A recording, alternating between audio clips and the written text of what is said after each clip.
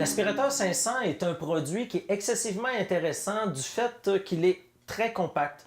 Donc, on parle d'un aspirateur souvent qu'on va dénommer comme étant une condo, mais en fait, elle a la puissance plutôt d'une maison, mais évidemment, dans un condo, on ne se plaindra pas de trop de puissance. Condo parce qu'elle est compacte.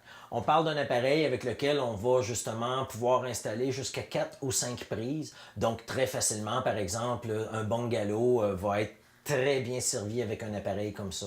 On parle d'un appareil qui est fabriqué en acier 18 gauge d'épais, donc c'est de l'acier très costaud, ce qui nous permet d'avoir une belle insonorisation de l'appareil. Vous constatez, aucun muffleur est ajouté à cet appareil-là. Les insonorisants sont déjà en place. Nos insonorisants sont fabriqués ici au Québec, certifiés sans plomb. Contrairement à d'autres produits parfois qui peuvent contenir du plomb. Nous, on est assuré qu'il n'y a pas de plomb dans nos foams, ce qui fait que, évidemment, à long terme, on n'a pas peur à la santé des gens. Je vous dis ça simplement parce que je veux rappeler aux gens que dans les années 70, il y avait eu le fameux scandale des peintures au plomb, qu'on se rappellera, qui atteignait le système nerveux central des enfants, des bébés ou des poupons. Or ici, justement, nulle crainte à ce niveau-là. Donc, c'est un appareil, justement, qui est intéressant du fait qu'il est plus compact, qui est à un prix aussi généralement très intéressant chez nos marchands. Donc, de la façon que fonctionne la filtration de cet appareil-là, c'est un appareil qui nous offre une filtration qu'on appelle régulière sur le marché. Tous les fabricants d'aspirateurs centraux sérieux ont une filtration semblable un peu à celle-là.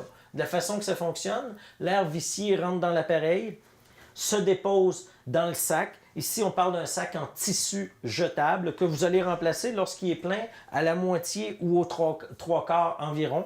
C'est un sac que vous allez acheter chez les marchands spécialisés. N'allez pas acheter un sac en papier de grande surface. Il va simplement exploser au bout de quelques secondes. Il ne résistera pas à une puissance d'aspirateur comme ça. Et ce sont des sacs là, qui sont très faciles à trouver, soit de notre marque Aspirtech, mais il y a aussi des produits de remplacement qui vont très bien faire le travail. Donc, vous allez constater aussi ici qu'il y a un petit déflecteur en acier galvanisé. Pourquoi on a cette pièce-là ici? Simplement que lorsque le sac est vide ou qu'il est en début d'utilisation, ce qui arriverait, c'est qu'il aurait tendance à être avalé par le moteur. Donc, ça ici nous permet de dégager entièrement l'entrée d'air du moteur qui évite justement des surchauffes. Or, quand on voudra par contre aller remplacer l'autre filtre qui est ici, qui lui n'est pas un filtre EPA, qui est un filtre en foam régulier que vous voyez régulièrement sur d'autres marques sur le marché. Je vous dirais, ça fait une filtration de protection de moteur. On ne parle pas d'une filtration ici de qualité d'air comme avec un filtre permanent sur nos autres moteurs. La vraie filtration va se passer ici. Ici, c'est vraiment une filtration qui est moyenne. Donc, on se fie très peu là-dessus. Ce produit-là, ici, vous allez le trouver chez tous les marchands d'aspirateurs. Mais encore une fois, c'est un filtre qui peut être permanent s'il est bien utilisé. Je vous invite à le rincer peut-être à toutes les 5 ou 6 ans. Vous allez le rincer à l'eau tiède, à l'évier chez vous. Vous laissez parfaitement sécher et il rentre simplement comme ça ici. Il rentre à la serre finalement, donc il n'y a pas de vis, il n'y a rien à faire. Le sac jetable qui est ici, on le lance à la poubelle, on en remet un autre, c'est terminé. Donc la filtration, très simple à ce moment-là. Après ça, on va replacer notre cuve. Ce qui est important lorsqu'on replace la cuve, c'est de s'assurer qu'au moment où on la ferme, on va bien aller l'installer dans son ancrage qui est prévu. Parce que si on l'envoyait un petit peu de côté, on aurait une entrée d'air ici, on aurait à ce moment-là une perte de puissance, une perte d'efficacité de l'appareil. Puis c'est certainement pas ce qu'on souhaite dans un appareil comme celui-là. Donc, je vous ai parlé de son insonorisation, je vais vous la faire entendre. Vous allez constater que c'est un appareil justement qui est facile à vivre dans une maison ou dans un condo. Surtout que dans des condos, très souvent, il y a des règlements qui sont très sévères au niveau du bruit. Avec un appareil comme ça ici, on ne parlera pas de vous à votre assemblée générale de condo.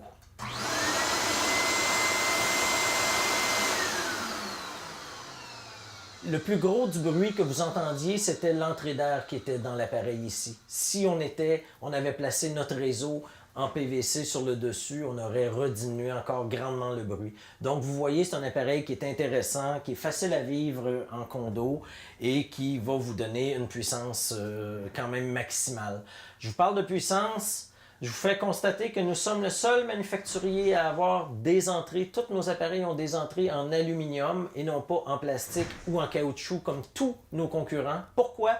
Parce que non seulement on a de la puissance pendant 5 minutes, mais on a de la puissance pendant des heures de temps avec nos appareils. Et ça, c'est vraiment différent de nos concurrents. Comment on arrive à avoir beaucoup de puissance pendant de longues périodes qui nous oblige à avoir une entrée en aluminium? Pourquoi on le fait? Parce que bon, l'aluminium, si ce n'était pas de l'aluminium, mais c'était en plastique ou en caoutchouc comme nos concurrents, il y aurait ici une déformation. Donc, avec l'aluminium, il n'y a pas de déformation. Pourquoi j'arrive justement à autant de puissance que ça? Simplement, tous les appareils sur le marché, le nôtre incluant ça, a un premier système de refroidissement de moteur. Donc, l'air vicié rentre dans l'appareil, va faire sa filtration, traverse le moteur, refroidit le moteur et l'air est éjecté. Donc, l'air qui traverse le moteur, elle est propre. Au moment où elle traverse le moteur, c'est là qu'elle va le refroidir. Nous autres aussi, on a ce système-là, mais en plus, vous le constaterez en magasin ou lorsque vous l'aurez installé chez vous, quand vous allez démarrer l'appareil, il va aussi y avoir de l'air qui circule en arrière. Vous auriez beau fermer l'entrée, il va encore circuler de l'air derrière l'appareil.